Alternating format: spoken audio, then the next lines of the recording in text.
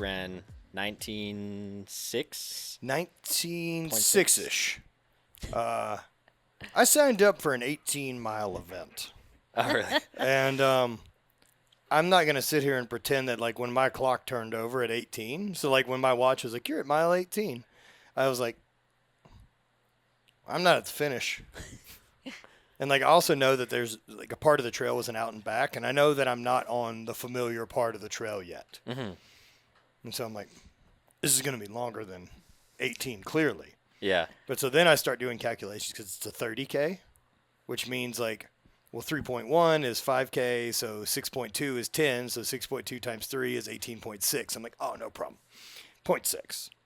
Nope. Comes over on my earphones because there's, like, an app for the race that, like, gives you updates. Oh, really? And so it's like, you're at mile blah, blah, blah, and here's all your pace and splits and all these other info. Mm-hmm. It's really rad. Plus, it had kind of like a historical thing to it. I think it's Race Joy was the name of the app they used. But the announcer for the whole thing had pre-recorded a bunch. And she comes over and she's like, Bryce Canyon was named after Bryce, Ebenezer Bryce, this Mormon that came and founded the area and was a carpenter, blah, blah, blah. So, yeah, so once it read 19 to me, I was just like, I wasn't interested in that one. That last 1.6 was more than I'd signed up for. Yeah. But it was really good, dude.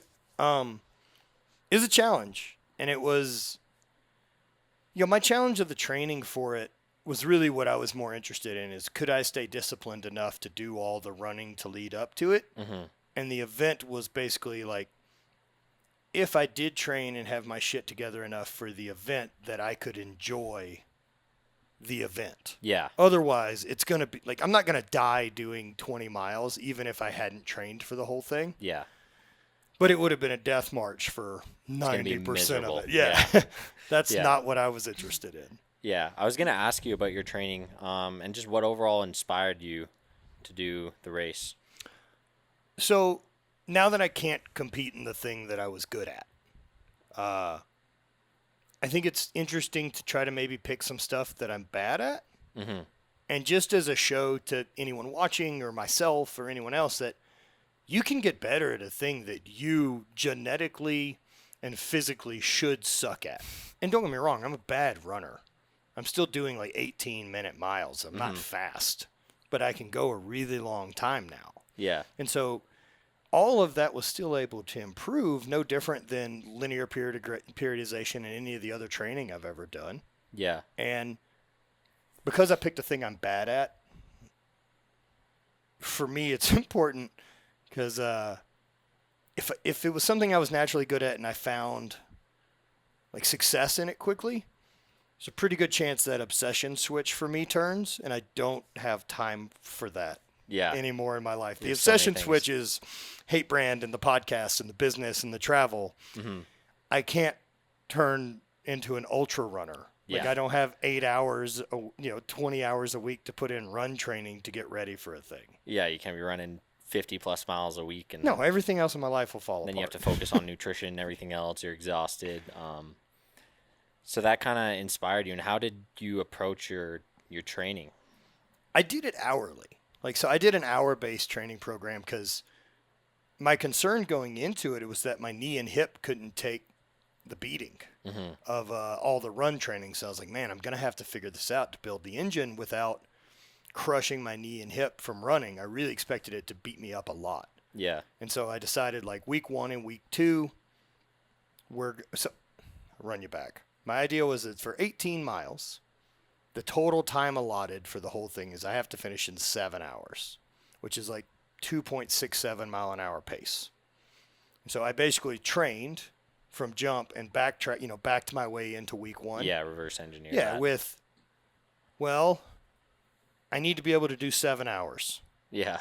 And so that's what the lead up is going to be. So like week 1 and week 2, where I have 5 1-hour cardio run walk sessions that week. Mm-hmm. I run as much as I want to or can. Yeah. Like I don't have like we need 10 miles today. I'm going to do an hour and I'll go as far as I possibly can in that hour. And so then by week 2 and 3, I started having a 2-hour day mixed in, and then by week 3 I had like 2 2-hour days and a 1-hour day. And then that continued up until like I had my longest days were like a 3-hour. Jeez. So I had a couple 3-hour days where I'd go out and run, walk, do a half marathon, something like that. Jeez.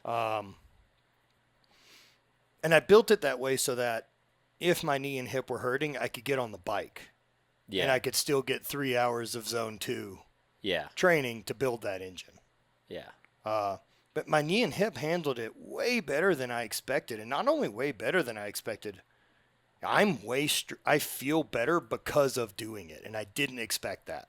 Yeah. I was gonna say you probably learned just a lot of your gas tank, your knee and hip, and things. You just, again, I think you were telling me at the gym, it's like you never really even just kind of ran or did anything over 10 seconds. No, man. Like, as a thrower, as a power lifter, as a strongman, all those things, or, football was probably the last time I ran would have been in high school. And even that's not endurance. Yeah. Like, I've never gone like, I want to go run a mile. Fuck, why? That doesn't benefit any of the sports I've ever competed in. Yeah.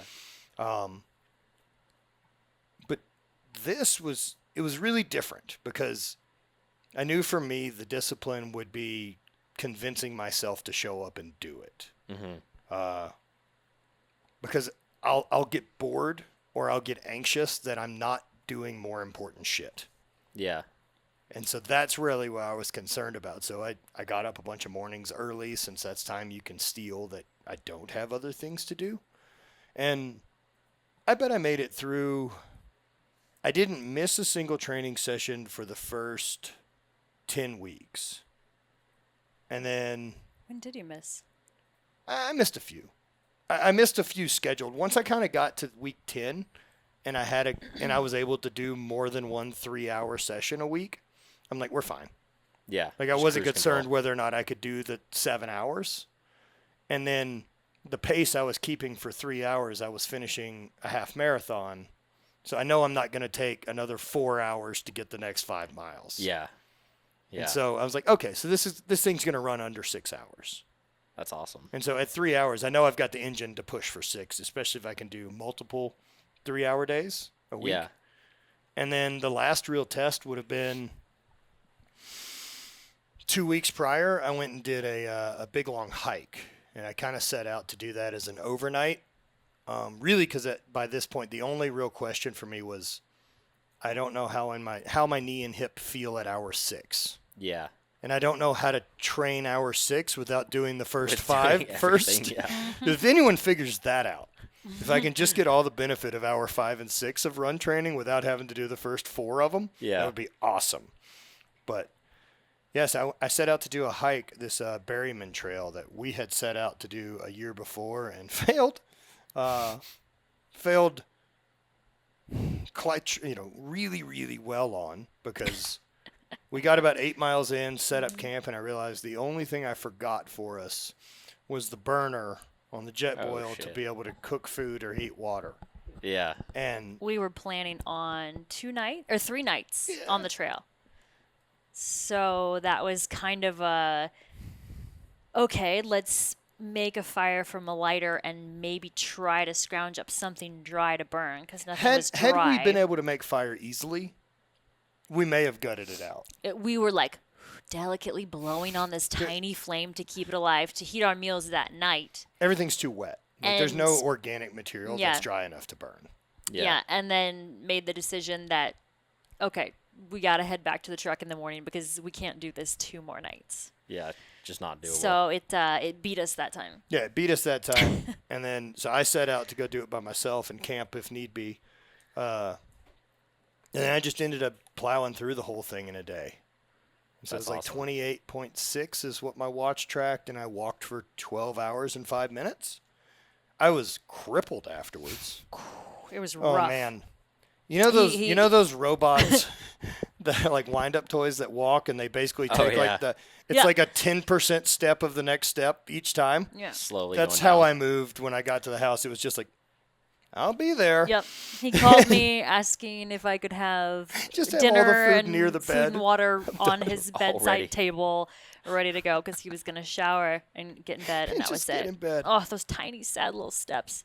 Oh, It hurt to I watch. was in a great mood.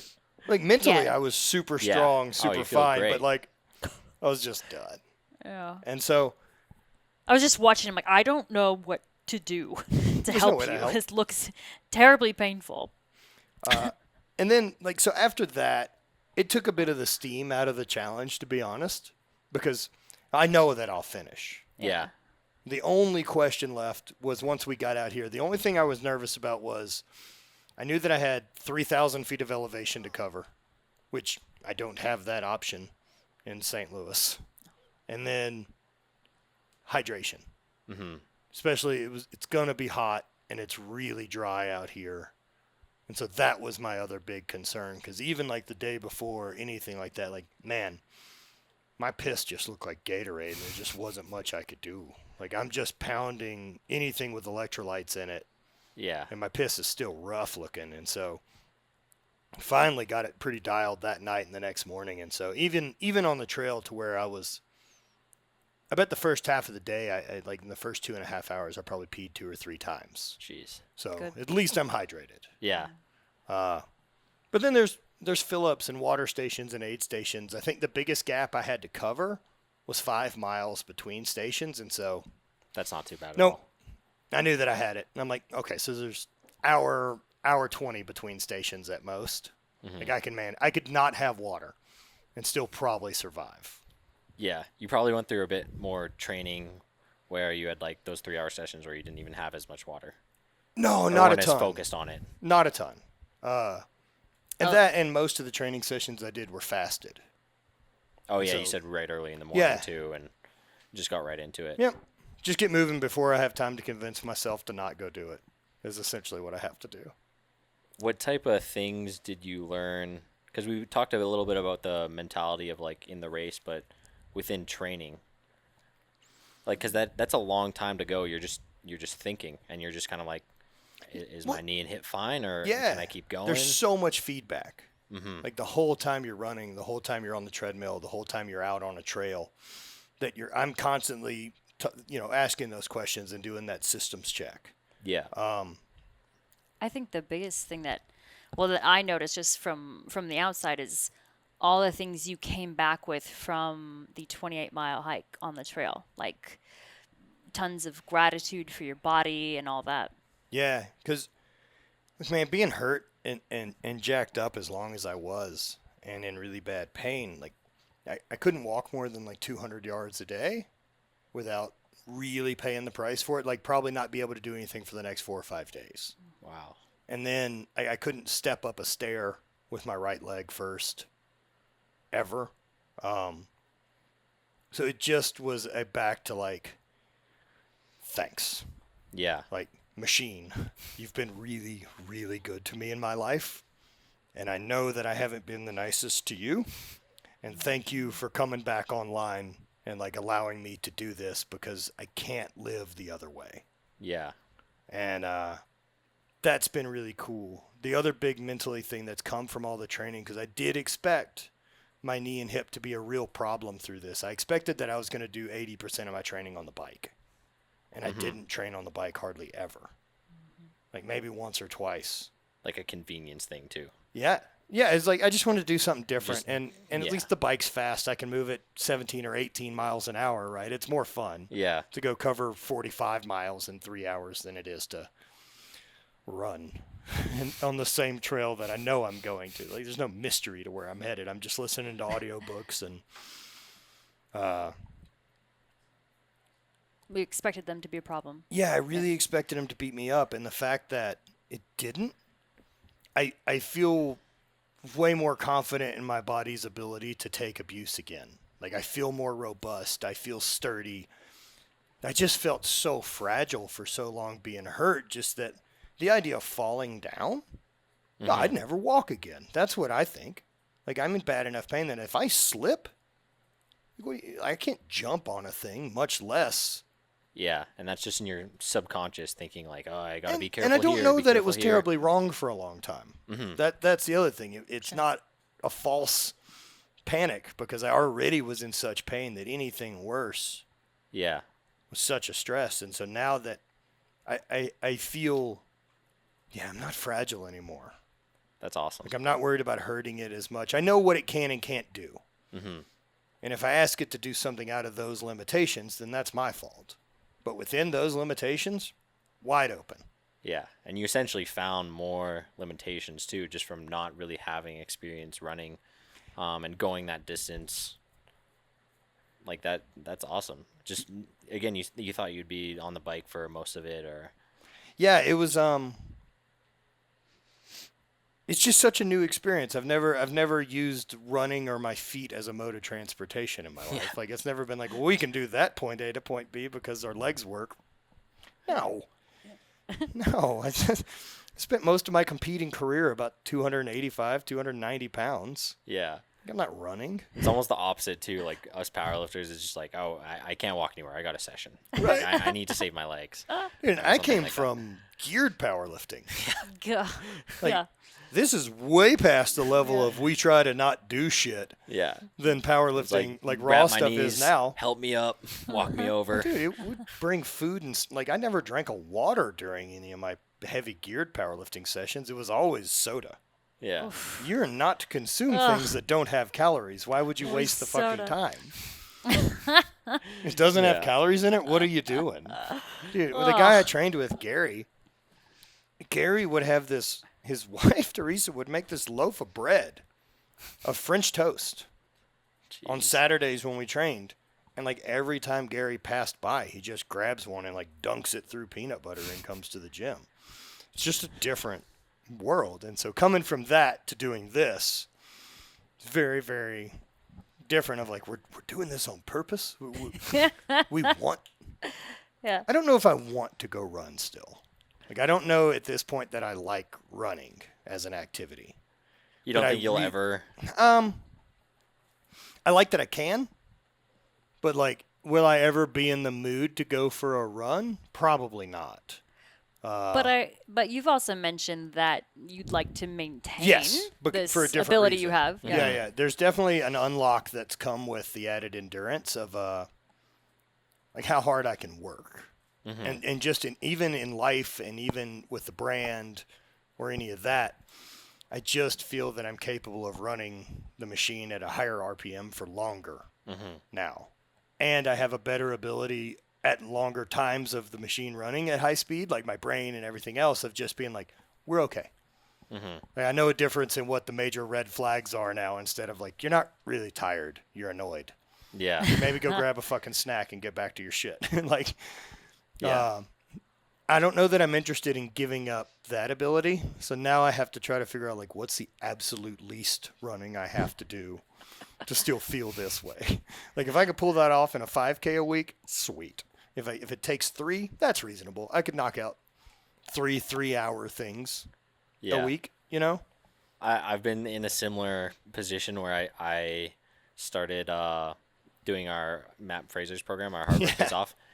And, I'm going again, like, from powerlifting to I'm tired after a set of 3. Of Just course. exhausted. I need my 5 Of course, minute what are we rest. doing? Hypertrophy work at Yeah. sets of 6? Yeah, I need my 5-minute rest, like my candy, whatever it is. And now it's like I've been doing the first workout. Also, I just puked. I felt terrible after puked. I'm like, never doing this again. And then the next day, I'm like, I need to do it.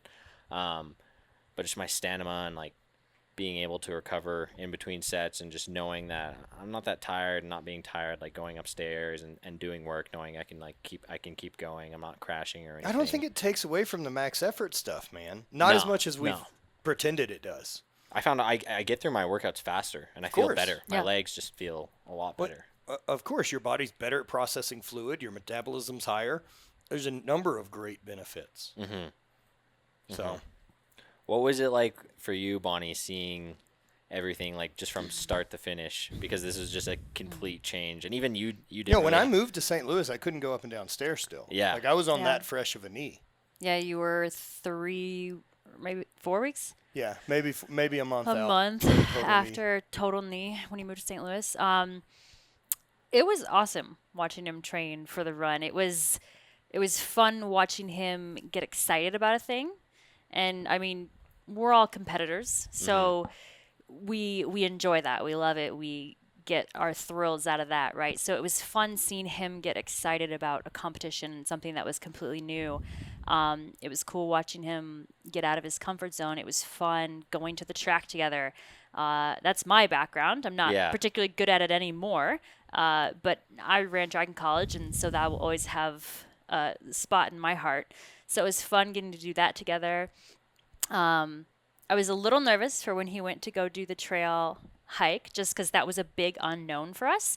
And afterwards, we both realized that we probably should have had a little more communication ahead of time, and like where he was going to be and like what time, and 'Cause like I basically didn't have service. you didn't have the service whole See ya. all Or day, See and you the next day. yeah, well, and we didn't know if he was going to have to stay the night or not. Yeah, So- my concern was her being like, is he sleeping in the woods or Yeah. is he stuck somewhere because his knee's on fire? Yeah. Yeah. Right. So after that, we're like, maybe next time you do that, I need to know the trail that you're going to be on, and And just, the drop dead time. yeah, just maybe a little bit more details that we Yeah, realized they're like, after if you the haven't fact. heard from me in 10 hours, something's wrong. Yeah. Yeah, yeah. But yeah, it was really fun being able to watch him be a competitor again, because in the time that we've been together, I've never known that competitive side of him. He's been dealing with knee injuries ever since I've known him and Yeah, ever since since we got together. 2016. Yeah, so I Wow. never got to see him do the Highland Games or anything like that. So it was fun watching that switch for him, and it was awesome to be there on race day and see him off at the start. And I was hoping that I would be able to be at like maybe one of the aid stations, but the 19.5 mile was like the shortest loop that they do, so it's just one loop and then they're back. So I couldn't be at any of the aid stations, but got to be there when he finished, and yeah, it was so much fun. How was it when you finished? I was ready and to be seeing her? done. He was ready to be done. I was ready yeah. to be done. Like that. Yeah. That's all I felt at that point. Like Gave me a kiss and I was hug, proud and I of went it. to get him lunch. I was Yeah. really proud of it, really happy. But I mean, I'm an athlete that likes the process way more Yeah. than the thing. The thing for me is a checkpoint of did this work. Yeah. That's all it is, right? It's just data collection. And I'm proud that I did it. I was way more proud about doing that hike Yeah. than I was probably the event. The event was way more fun. Well, and the hike had beaten us before, so it was a Yeah. little bit of getting Right. back at it. Yeah. Yeah, the hike was one of those that I got a little bit about. And then, I mean, don't get me wrong, man, I was emotional about after I finished the run. Just as, it's that fragile thing. And this is really the first time that it has clicked that I'm okay. That's what I like more about you saying the process more than the outcome. It's you learn It's a so test. much in the process, and there's more.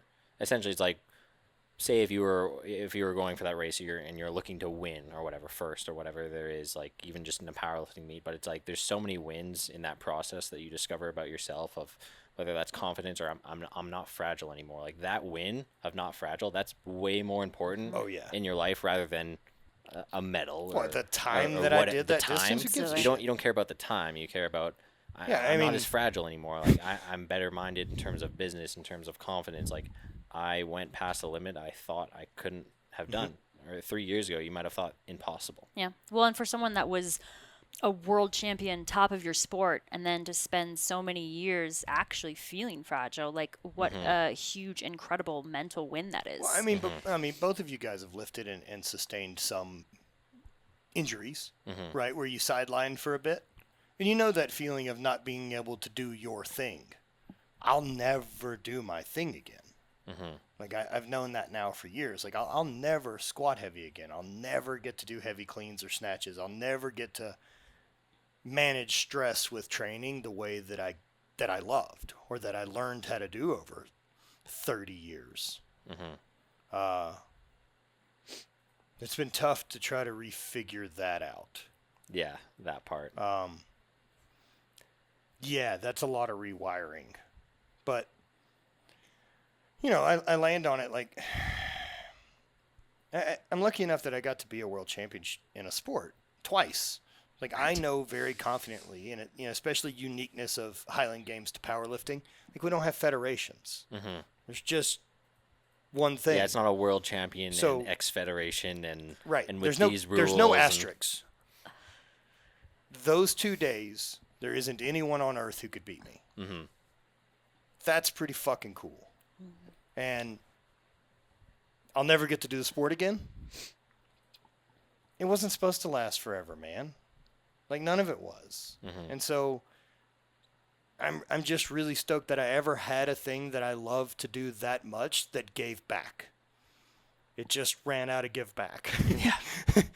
My buddy's like, we can't hold on anymore. Yeah, I mean, Shut it down. your initial plan was have the first ACL surgery and be back for the next season. Yeah, I planned on taking a year Oh, off. really? So yeah, like that was the plan. Was 2016. I was going to fix my ACL, and I was planning to document training through all the rehab, and then take 2017 off and be back for 2018. And instead, through documenting that rehab, I had 8 other knee surgeries, and come to the conclusion of like, oh, we'll never compete again. Like, Jeez. it's not recovery anymore. Like, we're not on the rehab train. It's, I need to walk Yeah. and be a functional person out of pain. And I wasn't sure that was ever going to go away. So that was a big win. Yeah, man. later So now on. that I can do stuff, I'm doing stuff. Yeah. Like, I don't know how long the window I'm out of pain is again. But while I'm out of it, we're not hanging out on the couch playing it safe. Like, I mean, man. But to be think you'd never be running or jumping, and then 19.6 done. Yeah. It's crazy. Uh, And you didn't even say it was like an RP10 type of thing. Or we talked a bit about that. Right, but that's how I feel about the same with the pain scale, right? Like, I mean, was my knee pain an RPE 10 when it was really bad? If it got really inflamed from, say, walking 200 yards that day, I'd get a stabbing pain like in the bottom of my femur, but it would just have that stabbing pain when I exhale all day. And like a 10 would be worse because I could also be on fire. Yeah. Right? So like I didn't have to go to the hospital every day for that. So chronic pain's a way different read than acute pain. Mm-hmm. Right. Whereas like, using cannabis or anything like that for pain, I think cannabis is really useful for chronic pain or like arthritis or recovery pain. Yeah. If you have a cut, that is not the tool. Yeah. It just makes that worse. Like, don't smoke a bunch and try to go get tattooed. It's not fun. That's a bad idea. Recovery pain has been good. Yep. I mean, using that. Yeah, and so, yeah, just getting out of that spot of feeling so fragile, and then how it, like, I know now that I can do more, right? Like, there's just another whole area that's unlocked of, I don't know what I'm capable of doing. I want to find out. Yeah, that's awesome. I was gonna say, did anything come to your mind right after, of whether physical or just something in the back of your mind, business side, that you've thought like, I can't do it now. It's like, Well, the business side has always made sense, right? Because the correlation and with everything we do was, again, I never cared about the finish line, because the process is what matters. Like, there's no there. There's for no any finish line, right. essentially. It's like, if our business gets to 100,000 a year or $1 million a year, like, so fucking what? Yeah. Like, I want to hold that line and continue to make some percentage progress for a decade. Mm-hmm. That's what I give a shit about. Like the analogy I use for that is like, you find me a book that's just written about the view from Everest. Mm-hmm. No one gives a shit. It's the story. Yeah. And your life ought to be the same. So it's fun being able to do some new stuff. And so now I'm really interested, like, with the way my knee was, like, even doing this motorcycle trip coming up, and I couldn't do it. I couldn't sit in that position. I'd be crippled. So now that I'm physically capable enough to do that, like, I'm stoked. Yeah, that'd be awesome. I'm doing a trip to Africa in Oh, I heard a bit about September. Yeah, with Hayden. that. With Hayden, yeah. Yeah, our Dangerous Gentlemen's Club. Yeah, I heard Oh about my that. goodness. It's Oh, who is I it? love It's that. You. It's me, Hayden, Kelly Starrett, Yeah. and okay. then a bunch of Kelly's buddies. A bunch of dudes Kelly's known That's for awesome. 20 years who are also like professional rafters.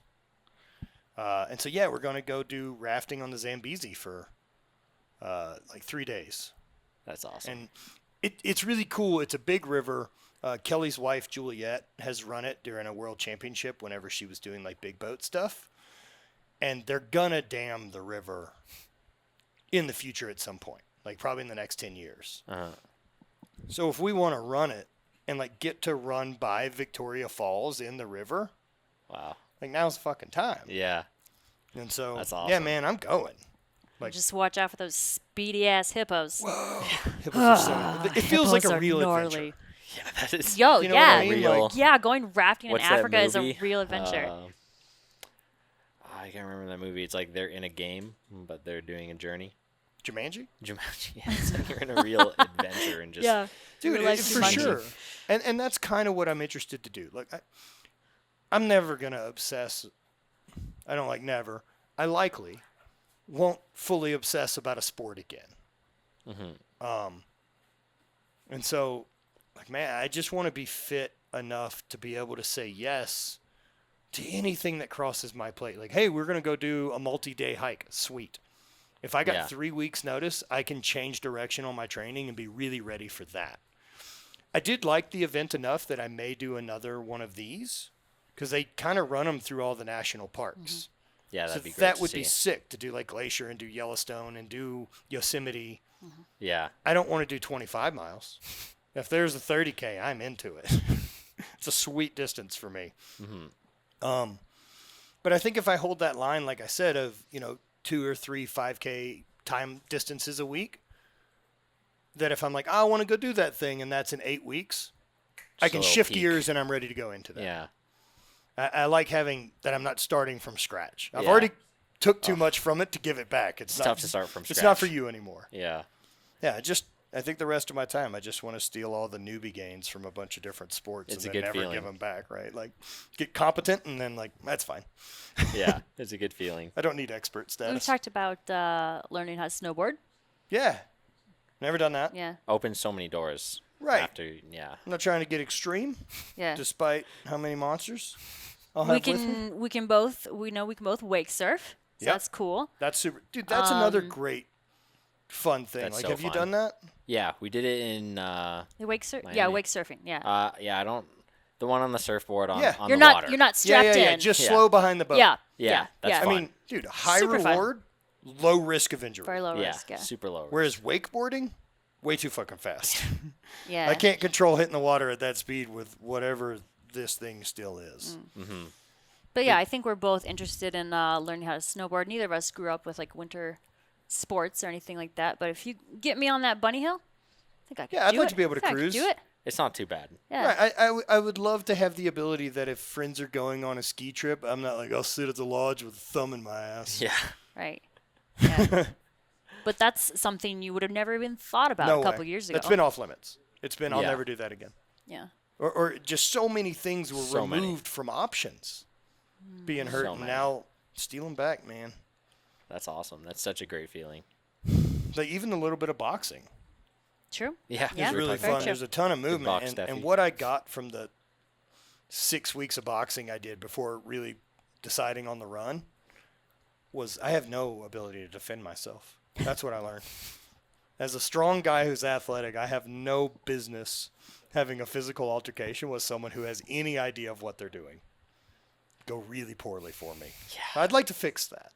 Yeah, I've been watching Steffi spar, or just other people spar at the gym. I'm like, wow, this is very skilled, intelligent. I wouldn't know what to do. It's way more they were- fencing than fighting. Mm-hmm. Like MMA. Like, look, if you take a professional boxer and have them in a fight versus a professional Way different. MMA guy, the MMA guy kills them. There's too many other tools. You have legs. You have. Yeah. As soon as they get into the ground, I mean. If you're going to force the MMA Yeah. guy to box, well, then of course the boxer wins. Yeah. It's a different Right. sport. Yeah. It's like Right. you can't take a top tier shot putter and have him beat me at the Highland Games. There's 8 other events they're not going to be great at. Right. Yeah. I'll lose 2 very handedly. Yeah, but yeah, I mean, it's such an interesting thing. I'd like to mess with more of that. I'm interested in dabbling in jiu-jitsu again. I'm aware it has to be so controlled. The jiu-jitsu. The jiu-jitsu. Yeah. Yeah, like I can't go to a public. I don't trust enough people to go to a public gym and not someone try to ball me up and crush me. Some people are there taking out their anger. So I'll buy a mat and have it at the gym and have people come train me. Like I'd way rather that in a safe environment that I know like you're not trying to hurt me. Yeah. I have no interest in beating you that way either. I'm just trying to have fun. Yeah, I'd like to learn those tools. Another thing I'm interested in was I met at Summer Strong a few weeks ago with Sorinex, Tony Blauer, who runs like tactical self-defense stuff. Oh, okay. But it's all like real-world self-defense stuff of like defending yourself from 3 people for a rape. Mm-hmm. And it is get out surviving, not to be pretty. Yeah. And they run that training like full fucking speed, man. They've got suits they put dudes in, and I mean, you bring it's about exposure therapy essentially, that you combat fear with competence and exposure. Mm-hmm. And I think that's pretty true across the board. Like to reduce anxiety, like try to do the thing. Oh, of course. Right? Like like people that are. I'm nervous in deep water, like swimming. I mean, okay, swimmer, but I bet if I was a scuba diver, I wouldn't care much about swimming in deep water. Mm-hmm. Right. Right? It's just a different level of competency about the thing that eliminates the panic. Mm-hmm. And so I'm interested in eliminating as many panics from different stuff. So, like, I know we talked about going to do that self-defense class. Like, I bet doing one of those and then keeping up some type of training would make you so much safer than I was before. Oh, and that confidence you gain from that. Like, I don't think I'm indestructible. But I knew after the first boxing training we talked about, like, I'm so much more prepared to defend myself right now than I've ever been before, just because now I've stood in a spot and threw punches at a moving person. I'm aware of what my heart rate does. I'm aware of how long I can go before I'm useless. Yeah. Right? Other than that, you think fights are going to play out like an action movie, and they're not. No, not at all. Or that you need to know those combinations really well. Yeah. Combo thing is so weird. How are you feeling about everything? About everything I've had going on? Yeah. Because you guys had kind of stuff going on around the same time. Yeah, we're not bored. No, there's been no shortage of excitement lately. So as of today, I am 3 weeks post-op. I had a breast mastectomy and reconstruction done on the 14th. So Wow. all in all, I'm feeling very good. I'm able to do like lower body and cardio, no jumping stuff or anything like that yet. But that's where I'm at for 3 weeks. That's good. Yeah. Were you scared going in? I mean, I've had a lot of time to think about it. So for people listening, I was diagnosed with the BRCA1 mutation about 6-7 years ago. And I always knew this was the route I was going to go with everything just because it would reduce my risk the most for breast cancer. So just having like 85%. Yeah, just having the gene, my risk for breast cancer is around 85%. So Wow. Too high. Yeah. Too high. And there's other things that you can do. So for the past couple years since I was diagnosed, I have to do it also increases your risk for ovarian cancer, but that's kind of that'll be my second chapter to this whole story. But so what I've been doing for the past couple of years is regular chest MRIs, mammograms, transvaginal ultrasounds, and all that has to be done every 3 to 6 months. So there's kind of this pretty aggressive protocol they suggest just to keep an eye on everything. But I always knew that the mastectomy was the route I was going to go. That decreases my risk the most. There's no other option for me. But I mean, when I was first diagnosed, I would say in denial about it for a long time. Like I didn't like talking about it. So over the past couple of years, I've really forced myself to be more open, Like talk just about more it. of an out of sight, out of mind type of thing. Like if I Yeah, bring it absolutely, up, absolutely. Like I was going to all my appointments and I was doing all these things, but I mean, I was mad for a long time, and I think still up until maybe this past year, really, I would still just get pissed off. Yeah. I was like, this is unfair. Like, this is bullshit. Like, It's a shitty draw of the cards, man. It's a shitty hand to be dealt. And it's a weird thing because there's nowhere to really place or direct that anger. Like, there's no one to be mad at. Like, it just is. So yeah, I always knew the mastectomy was going to be in my future. And I got to a point in my adult life where I felt like I was at a good spot. Personally, emotionally, in an amazing supportive relationship, financially, all these things just kind of lined up. And I suffered an injury a couple years ago with powerlifting, so that has kind of taken a bit of a back seat in my life. So I wasn't as concerned about taking time off from the gym, and had it done in March or May. Yeah, May. It's May, and I was in a good spot going into the procedure. I actually had a really good friend come over that morning and do a Reiki energy session for me. So I felt like pretty low anxiety, and I was a little worried like going into it because I saw my chart and it said the plan was for me to have a reconstruction. And so for a mastectomy, that can mean a couple things. Either they do implants for you or they can do like a fat transfer of sorts. And the fat transfer wasn't an option for me, but they said we can do these implants depending on how big you want to go. You either have to do expanders or not. So I said I would like to be as big as I could without the expanders. And expanders are basically little balloons that they'll put in there. And after surgery, you're essentially pumped up like twice a month to create space for the implant. Because removing all the breast tissue, gets tricky going to larger size. It's much different than a regular augmentation. Because they've removed breast tissue, there should be more There room. should be more space. Yeah. That's how it works. Because then you just have skin. And then you just got a big old pocket. Yeah. Yeah, I don't know. Either way, I wanted to forego the expanders because you have to be really careful with those in, because then you're just cruising around with these little balloons in your chest. And the recovery's long. Yeah, and so depending on how big you want to go, those have to stay in for like 3 to 7 months, and then you go back in for the implant, and then there's another month. So I was not interested in going that route. I said, let's just get those implants in there as big as you can make me without the expanders. Fuck those. Not cool with that. And so on my chart, like going into surgery, it said reconstruction, possible implants, possible expanders. And I'm just like, oh. I talked to my plastic surgeon like one more time before going in because, I have 2 doctors, one that does the mastectomy, one that does the reconstruction. And I'm like, please, can we I don't want the expanders. I don't want the expanders. And she's like, yeah, I know. Like, we'll do everything we can, but we don't know until we get in there. Like, they just don't know. You don't know what you're going to wake up with. Would you have chosen to not do expanders and just... And just be nothing? Yeah. Oof. I don't know. Like an either or, do you go expanders and deal with it? I think I would go expanders and deal with it, but I would do them for a short amount of time as possible. Like, yeah, I would do them as short amount of time to get back to the size I was. Yeah, like, just as soon as you could get something in there. Yeah. Yeah.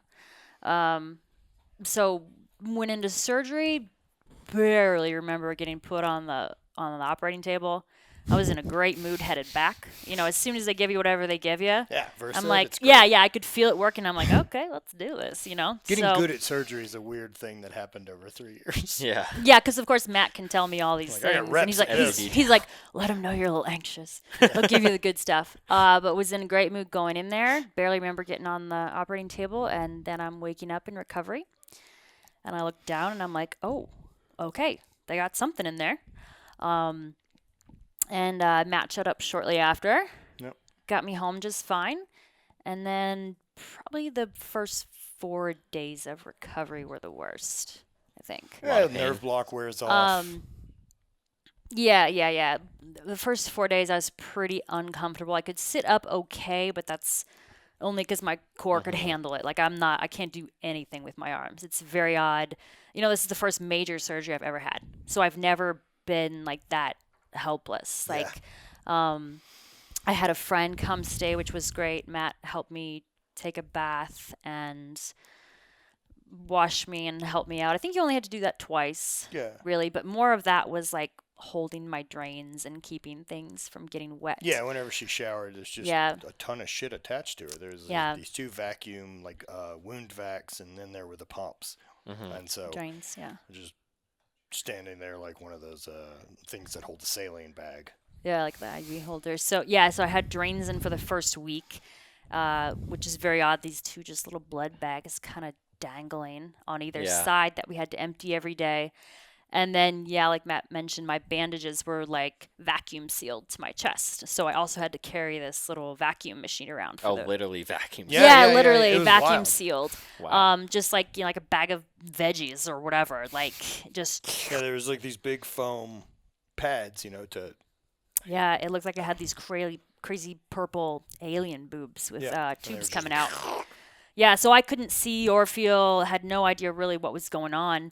And for a week. all that was on me for the first week. And then day five, I started feeling pretty good. The first 4 days were rough. And then day 5, I kind of woke up like, oh, I feel all right. I could probably take a little walk today. We'll see how it goes.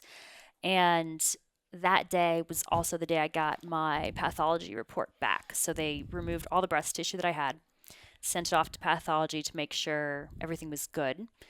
And I got that report in my my medical chart, and I logged in and it said pathology negative. Fuck yes. Awesome. I don't have to worry about this thing anymore. This whole thing I don't have to worry about. And Right, because if they find something, like, she's still got to basically do some treatment. yeah, I would still have to do chemo or radiation or whatever they Just recommended. as an in case. Right. And again, it's one of those things that you don't know until they get in there, until those results are back. So until that report came back, you're just kind of in this weird limbo. Yeah. And so I got that report back and I'm reading through it. Great. Everything's looking awesome. This is all the stuff we needed to hear. And then there's like the list of specimens. And under the list of specimens, it says left nipple, right nipple. And I'm like, this was supposed to be a bilateral nipple sparing mastectomy. But I can't see or feel. I have no idea what's going on. I'm going to make a phone call real quick. Do I have nipples? Because I don't know if I have nipples right now. I have absolutely no clue. And so called the doctor. They didn't answer. She said she was going to check on it. And then that's when Brooke came over to do another Reiki session for me. So I'm like, babe, they're going to call me back. Here's my phone. If they call, please answer, because I would really love to know. And Matt is not on like my list of people to get my medical information. So God. Matt's like, listen, she just needs to know. Like, Yeah, she's like, tell her. She's just trying how to vaguely say it as possible to me. She's like, tell her that what she was asking about is good. And I'm like, does she have nipples? And she goes, yes. I'm like, thanks. Yes. And that was the end of that conversation. Yeah, she's like, everything went according to plan. Because So, even like, I'm not running down there and being like, everything you thought went well. yeah. Yeah. Yeah. What does it even mean? Because What information yeah, is that? I'm down there getting Reiki and like trying to relax and not worry about that conversation I just had 5 minutes ago. And Matt comes down, he puts his hand on me, he's like, "You still got nipples." I'm like, now I can actually relax and enjoy this. Like, what a weird thing, right? It's like, Yeah. do I I've have? never been a concern. Do I like? What a strange phone call to make. I'm like, do I look like Barbie down there? Like, I don't know. Like, I get all this off in 2 days. I'd rather not be surprised. Yeah, that would be if you didn't read it and you're just like, whoa. Yeah, and it didn't. I'd get it rid of my didn't- nipples in a second. I would Yeah. have given you mine. You don't even need them. No. It doesn't say nipple biopsy. It just says left nipple. So I'm like, well, I'm just gonna check. Yeah. So then, yeah, after a week, I got the bandages off. I got the drains out, which is kind of an odd sensation. Ooh. Yeah, we never talked about how the drain removal went. It wasn't bad. Really? No. Motherfucker. It wasn't as bad as you said and other people said. Getting the adhesive removed was bad in my skin because like it was so bad, like, and my skin is really sensitive, that I was bleeding in a couple spots. So my skin is still recovering from that. But they let the vacuum go on my chest, and it was like, and I'm like, oh no, I'm like, what is this? And she starts slowly peeling off the bandages, and it's a very odd thing to look down and be like, that's not my body. Mm-hmm. Like, and just seeing them for the first time was very strange. And to be 100% numb just everywhere. I was even hesitant like the first 2 days about even touching because like I didn't feel like it was mine. So I'm like, I don't know. I'll just let her do her thing, not bother her. But that was, that would have been 2 weeks ago, getting all the bandages and drains off. And they said at the 2-week mark, I would be cleared to do cardio and lower body. And I have my next post-op appointment on Monday to see what's next, what I can do next, what the next steps are. That's awesome. It's been a very strange process. Yeah. You want to know another really weird one about a body change? What? Let me know when you have boobs in your dreams. Oh. It's a really interesting thing. Have you ever Is that had a like a thing? major change to anything? Um. So like even tattoos. Oh, It took yeah, a like long seeing time yourself for me to in have your- tattoos in in your my dream? dreams. Yeah. Interesting. I can't imagine that. I'm not skinny in my dreams. Okay. I'm still Big Matt. Really? Oh yeah. Okay, I have a lot of dreams where my parents are still married. Ah. Yeah. Yeah. Weird. It's really weird to where the machine got. Okay, set, I'll I let you know suppose, when I right? have my first boob dream. We'll Yeah, because I don't we'll look report like back. this. Now, Really? I'm not still married in my dreams. Oh, That's never been. okay, cool. It was for a bit. Yeah. Well, that's a long but time. it's not anymore. Right. I mean, like I spent 13 fucking years that way, right? Yeah. So like, of course it is. But Yeah. no, it's interesting, like, because No, it I took a never long time thought for me to about have that. tattoos in my dreams. Wow. I Yeah, never just how you thought view about yourself. that. Like, probably how you 10 view years. yourself. I wonder what that means. Perhaps the ego has matched. Who knows? Your own vision of yourself. Because, I mean, even looking in mirrors and stuff now, like, this feels way. I'm still not familiar with it. I Yes, I can 10 out of 10 relate. But I've always had some type of weird body dysmorphia, but none of that has had to do with my boobs. Like I've always thought I was way more muscular than I am. I feel like that's I'm like, as soon I as see you start Steffi. working out, that happens to everyone. Yeah, I see Steffi. I'm like, probably look like that. And I see a picture, so I'm like, no, I don't. But I mean, it's not a huge change, but a part of me feels like I look slightly less athletic.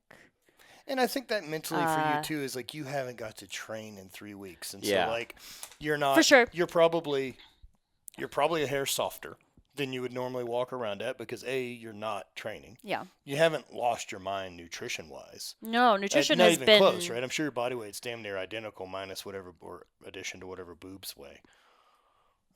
Which is probably, I mean, they took stuff and added Sure. stuff, so who knows? That probably close to balances out. But, I think as soon as like you can kind of be a little sore.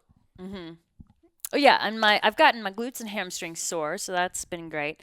But as far as nutrition, like I'm probably eating 75% of what I normally do, just because the activity has been low, so my appetite just isn't there.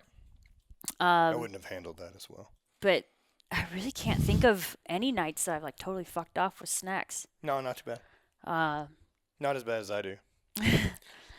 But for me, the big thing was taking the control that I could with my own life and not leaving this to chance.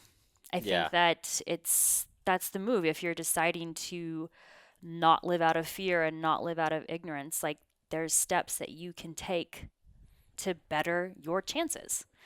And for me, like I said, that was the only route I was ever going to go. I didn't know when it was going to happen, but I knew it was in my cards at some point. And the next thing for me will be the removal of my tubes, and then post-menopause will be the removal of my ovaries. Wow. So there's still a couple more steps to take. The BRCA1 mutation that I have increases my risk for breast more than ovarian. So that was kind of like Relieving. we got to get to getting, because that typically should be done before you're 35. And Okay. I'm 33, so it was TikTok. Do you feel, because you said you felt a bit angry at times, or just do Yeah. you feel just I better? don't feel that anymore.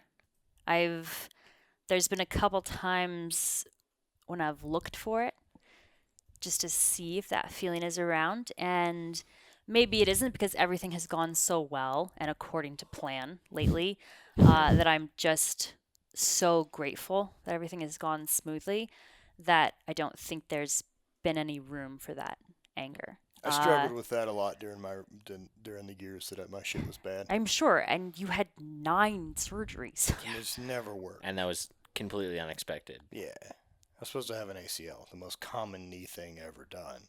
Yeah. And it ended up in 8 further surgeries in the end of my competing. I remember having really bitter moments of just like, you know how many useless fucks out there don't use their knees? Yeah. Yeah. And you really Bastards. want yours? Fuck. Yeah. And then, like I said, man, it took a long time, but I finally landed on that. Just really grateful for the fact that I ever got a thing to pour into that way that worked that well. I won't find a second one. Mm-hmm. Ever. And I think a big part of this for us that has shifted within the past year or two is a healthy disconnect from our bodies. Yeah, the identity is not built around whatever the machine is. Yeah. Like Or whatever what its capabilities whatever is up here is just cruising around in this. Like this is the machine I got, I suppose, got, whatever. I mean, this is what I ended up with. You know, And so why wouldn't I do everything I can to make this functional and healthy and maybe give it a bit more longevity? Like this is what I get to cruise around in. I'm going to be nice to it. Because there's a long time where we both really Everyone in the room. beat him up. Yeah, exactly. You know, and it's a weird thing to think that, right? But the mentality on it, that idea of kind of the machine, right? Like that. I mean, of all the things, we don't get to pick our body type, right? It's this issued thing at birth that you end up getting. And I think now of athletes, and I talked about it with my brother as well, of like all the various options of body types that exist with different genetic gifts and abilities or talents. Man, I got super fucking lucky. And not only super, like, look, everyone in the room, super fucking lucky. And then not only super lucky, but think about how much, because you've been able to train hard and have success and find confidence and do all that from athletic background, how much has that played into the creation of you? Because if None of us are in this room. Well, not only none of us are in this room, but I'm sure as shit not the same person. My life experiences are totally different. Like, I didn't find confidence in success or any of that from the scholastic side of my life. It was fine. But, I mean, I didn't make great grades or I just never cared. I fucking hated the education system and all of it and how it deals with me. Those pesky books. Yeah, I was similar in the way that I found everything through training. Like Yeah. I started training 12, 13, and being told that I had this disability, ADHD, whatever, can't read, can't write. I'm like, Yo, no. fuck all that. I'm like, no, You know I what I just mean? don't apply myself and found that confidence through training, and it just helped me in so many other areas. And then it's like I went to this school for hockey, and was still like I needed to keep up grades. But in this case, they were telling me like, again, it's like you're having problems here, you're having problems here. It's like this is probably what you have. But in my head, I'm like, I'm just not applying myself, and I'm not. That's what I always you're not thought giving too. me confidence, and it's like you're not really giving confidence. You're more putting me down. And I just found that through training, and then I started applying myself, and then it's like, oh, now you have the best grades in school. Oh, that now never you clicked. Slightly that never different. shifted over. Slightly I got a different. scholarship to a prep school in the U.S., and then it's like, oh, and then I go to college, and then I'm being a TA and stuff in college and like tutoring people. So that kind of like. Are you originally my Toronto? perspective. I'm a very unique story that All probably right. no one knows. I'm originally from Yellowknife, Northwest Territories. Okay. Oh, I don't wow. know if you know where that is. So I've been It's to more I've been north to than Alaska. the Yukon. Whoa. Okay. So there was a Highland Games that they hosted in the Yukon called Top of the World Games. And like there's a famous place in the area that's got a bar that has like a human toe that they put into shots called a toe shot. It's a fucking human toe that they have in Everyone the bar. gets the same toe. They're just reusing yeah, this they toe just, forever? They store it in this bottle of booze and then they pour you a shot and the toe goes in your shot. You drink it. It's and- probably a expensive shot. Yeah, but the problem is like multiple people have they've had to get other toes because people swallow it. What a weird thing, right? Yeah. And you've just got a cadaver toe hanging around, Yeah, very strange. floating around. Oh. Yeah, so it's near there, but Okay, so you're way up there. way up there. Now, There's heritage, no, are there's you no, any, like native? No, this is also interesting. I was telling them at Oh, I heard you telling brunch. Mindy, yeah. My dad's Chinese Jamaican, born and raised in Jamaica. His parents are Chinese Jamaican, and then he moved to Canada when he was. Man, I really want that 15, stereotype to be a 16. 50-50 of what I think of both Jamaica and Chinese. And then your mother. She's from Toronto, and she's Scottish and Irish. And then my Wow. dad moved to Canada, and they both moved to Yellowknife for work, and that's where they met. And I was born and raised What there. work? Oil field? My dad went to work for an airline, and my mom went as a nurse. Right on. Yeah. Wow. So when did you get out of there? When I was 15, I went out of there for hockey. So as I said, Yeah. I played hockey and like did not like school at all. But this was a private school that I went to hockey for. When did you determine that sports would be a way out? Always, You knew it. always. Yeah. Did you want out? I was in grade 9, grade 8, like skipping class to go to the gym. I'm Right like on. this. Always had kind of like a vision of doing something in terms of athletics, and found a lot of success there. But again, like always kind of thought that I couldn't be successful anywhere else. More of like people like, you have this disability, you have this. I'm like, then later on, I'm like, no, I'm just not really applying myself. And then I started applying myself, and obviously that helped. Hell yeah, man. Those newbie gains. Dude, right on. Yep. Yeah, the academic thing just never clicked for me. I think it clicked in the way that it may have not clicked by their system, but it clicked for you in different systems because you're obviously very smart. Look, and you I do figured out how to really get well. through as frictionlessly as possible, is what I figured out. I figured out that I could not study at all and make B's and C's forever. But for me to make A's, I really had to do like 30 times more effort. And so I was like, it's just not worth it. Yeah. I don't feel any better about having A's versus. I mean, look, I'm not going to be a doctor or lawyer. This wasn't in the cards. Yeah. You I did got what you out of needed. school with a general studies Did degree. what you needed to do. Yep. Take a shot at running my own life. Yeah. No, it's been great. I can see it. Yeah, it's been fun. It's been a hell of a ride. Yeah. I think we're on the time crunch, but no, this is a great conversation. Thanks, man. Yeah, thank you. I'd Yeah, love to this do is another fun. one. I feel like we could keep going. But Oh, yeah. You guys, you and Hunter need to come into St. Louis, man, and come Definitely. do Umso and hang out with us and train. yeah, that'd be awesome. Would be super fun. Yeah, that'd be awesome. We'll do some running or something. But- Why? Why? Done. all right.